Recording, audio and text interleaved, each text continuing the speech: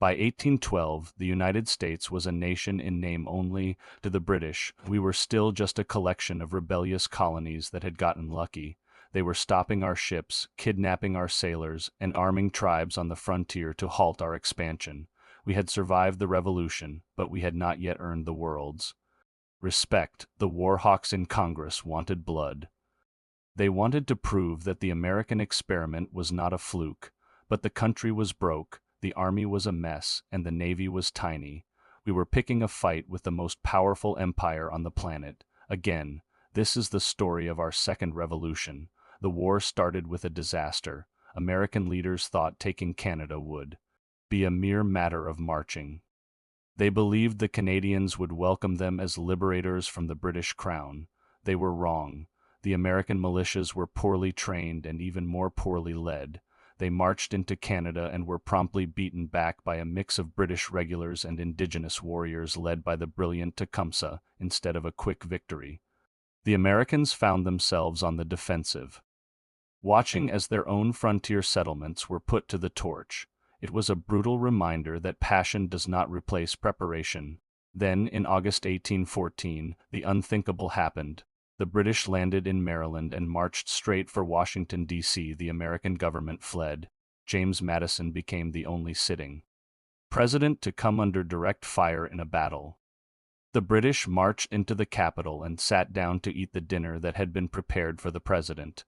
Then they set the White House and the Capitol building on fire. As the buildings burned, a massive hurricane and a tornado ripped through the city, putting out the fires but leaving the Capitol in ruins. It felt like the end of the United States.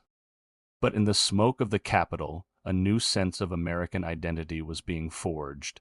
We were no longer Virginians or New Yorkers. We were Americans, and our home was burning.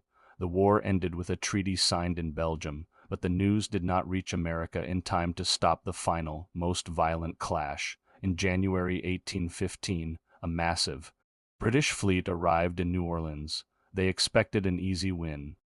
Standing in their way was Andrew Jackson and a ragtag army of frontiersmen, free men of color, pirates, and Choctaw warriors. Jackson dug in behind a canal. When the British attacked through the fog, they were cut to pieces. It was one of the most one-sided victories in military history. Though the war was technically a draw, the Battle of New Orleans made Americans feel like they had won. We had stood toe-to-toe with the British for a second time and remained standing. So what's the tactical reality here? The War of 1812 was a conflict that never should have happened, fought by a country that was not ready, but it taught us a crucial lesson. Unity is a weapon. History shows us that a nation is most vulnerable when it is divided from within. In 1812, some states almost seceded because they hated the war. Today, we are seeing the same internal fractures. Our schools often don't teach the grit of the War of 1812 because its history is messy. Our veteran support systems are still catching up to the reality of what we ask our warriors to do. We must learn that a country that cannot protect its own capital or its own history will not remain a country for long. If you want the unfiltered truth and the tactical lessons from the front lines of our past, I invite you to join the Veteran Perspectives Substack. This is where we discuss how to fix our schools and support our veterans by looking at the hard reality of history. Join the platoon. The link is in the description below. Thanks for watching.